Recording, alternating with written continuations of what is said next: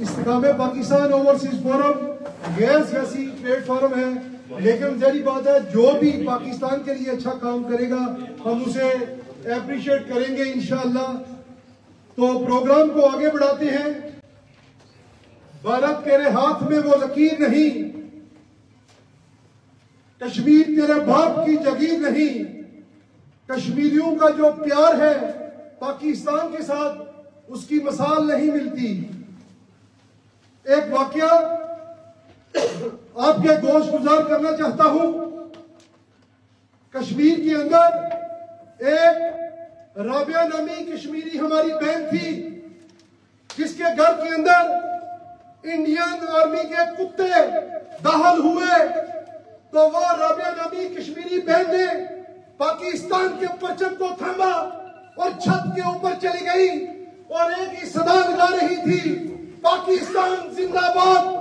जब इंडियन कुत्ते छत के ऊपर पहुंचे तो वो घर के दूसरी छत की तरफ भागना शुरू कर दिया उसने, और फिर वही नारा लगाया पाकिस्तान जिंदाबाद।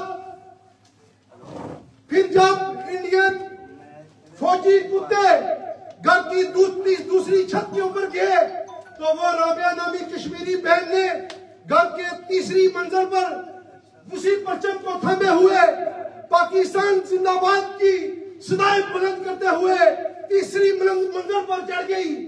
और जब उसे पता चला कि वो इंडियन कुत्ते जो हैं वो आर्मी के कुत्ते वो तीसरी छत तक भी पहुंच गए हैं, तो उस राबिया नामी कश्मीरी बहन ने परचम को हवा के अंदर बुलंद किया और पाकिस्तान जिंदाबाद का नारा लगाया और तीसरी मंजिल से छलांग लगा दी, शहीद होगी, लेकिन उन कुत्तों के हाथ नहीं लगी।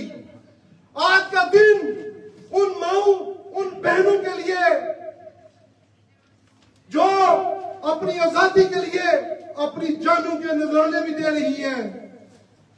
पिछले 76 सालों से कश्मीरी माए बहने, एक सर्वे के मुताबिक 18,000 से ज्यादा कश्मीरी माओ बहनों की अजमतें जो है वो लूटी जा चुकी हैं। खुदा की कसम दिल हूर के आंसू रोता है कि हम अगर यूएनओ की तरफ देखें, हम अगर यूरोपियन यूनियन की तरफ देखें, हम अगर इंसानी हकूक की वो तंजीमें जहां कुत्ता भी कोई मर जाए तो वो खड़ी हो जाती हैं, उनको पिछले 76 सालों से जो जुल्म और सितम कश्मीर के अंदर हो रहा है उनकी आंखों पर पट्टी है। लेकिन इंशाअल्लाह यह पाकिस्तान की गयूर अवाम अपने कश्मीर के माओ बहनों के साथ खड़ी थी, खड़ी है और हमेशा आवाज को बुलंद करती रहेगी।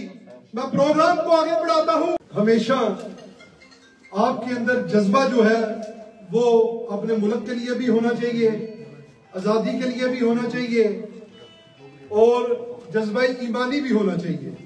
ये तीनों जज्बे होने चाहिए। इन तीनों जज्बों में से अगर कोई एक जज्बा भी कम है तो आप जिंदा लाश की तरह हैं। तो मुसलमान का शेवा नहीं कि वो जिंदा लाश की तरह रहे, मुसलमान का शेवा है कि वो जज्बा ईमानी भी उसके अंदर कूट कूट कर भरी हो और जज्बा मुहिब्बे वतनी भी उसके अंदर, जज्बा आजादी भी उसके अंदर उसी तरह हो। तो यकीन करें जब हम दानिशमंदों के पास बैठते हैं, उनसे गुफ्तगू सुनते हैं, कश्मीर की हिस्ट्री को देखते हैं तो खुदा की कसम रूह कांप उठती है।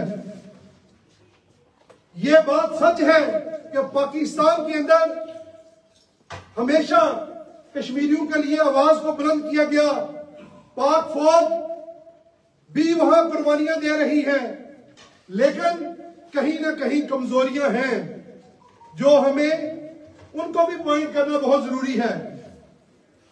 यकीन करें पाकिस्तान की तरफ जितने भी समंदर आते हैं, जितना भी पानी आता है वो सारा कश्मीर से आता है और बताते हैं कि उस पानी के अंदर जो रंग है वो लाल होता है, उसमें कश्मीरियों का खून पाकिस्तान की तरफ आता है और उस पानी से पंजाब के, पाकिस्तान के खेत सबज जो है वो खिलते फूलते हैं कि हमें उनका दर्द हमेशा अपनी आंखों के सामने रखना होगा।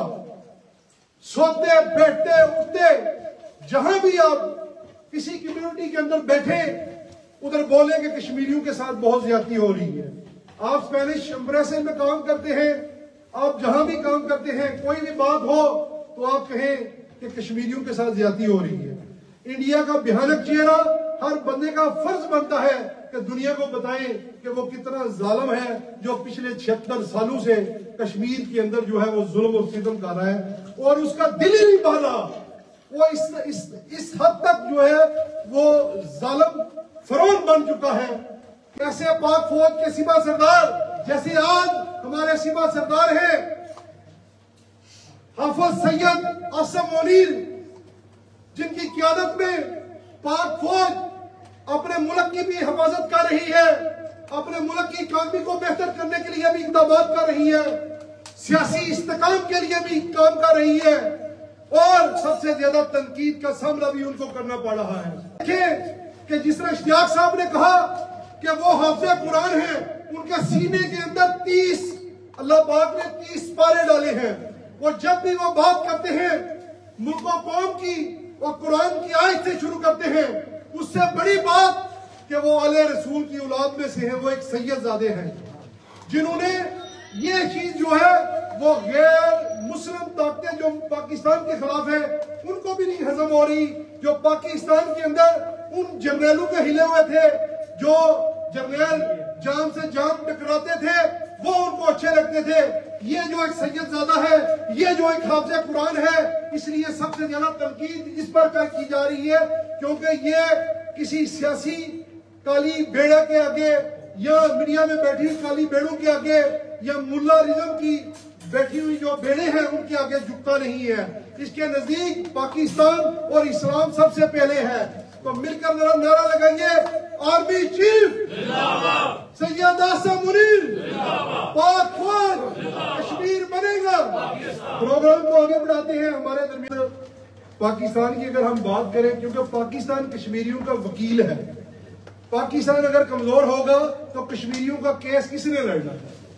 तो वकील वो कौन है? कोई सियासतदान तो वकील होते नहीं है, क्योंकि सियासतदान ने अपने ढिड भरे ही नहीं जाते थे, उन्होंने कितों वकील बनने। वकील वो है जो उस पाक सर जमीन की जिन्होंने कसम उठाई है, उस पाक सर जमीन के मुहाफिज पाक फौज वकील है जो अपनी जानों का नजराना पाकिस्तान के लिए भी दे रहे हैं, कश्मीर के लिए भी दे रहे हैं और उम्मत मुसलमान के जहां जहां मसले मसाइल होते हैं पाकिस्तान की फौज वहां होती है। और वो पाक फौज जहां भी मुसलमानों को मसाइल पैदा होते हैं, आप माजी में जाकर देख लें, हिस्ट्री उठाएं, जब कुवैत की जंग हुई थी तो हमारे पाकिस्तान से जो है वो ये मर्द मुजाहिद गए थे। तो लिहाजा हमने अपनी पाक फौज को भी मजबूत करना है। याद रखिए, हम ओवरसीज पाकिस्तानी भी एक फोर्स है। एक फोर्स वो है 25 करोड़ आवाम की जो पाकिस्तान के अंदर पाकिस्तान की हिफाजत कर रही है, और एक फोर्स आप ओवरसीज पाकिस्तानी हैं जो पाकिस्तान को मुआशी तौर पर सपोर्ट कर रहे हैं, पाकिस्तान को मुआशी तौर पर आप ऊपर लेकर जा रहे हैं, पाकिस्तान की इकॉनमी को बेहतर कर रहे हैं। आपका दर्जा भी एक फोर्स से कम नहीं। ये दो फोर्सें हैं पाकिस्तान की, एक पाक फौज और एक ओवरसीज पाकिस्तानी।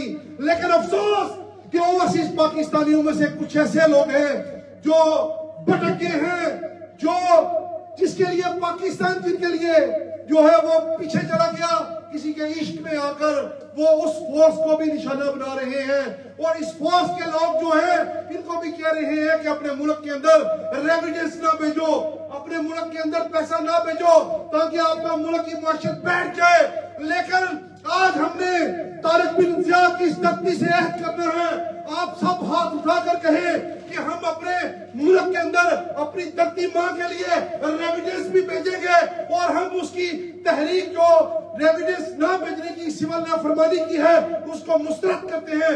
क्या आप हाथ उठाकर ऐद करते हैं? हाथ उठाकर ऐद करते हैं पाकिस्तान में रेमिटेंस भेजेंगे?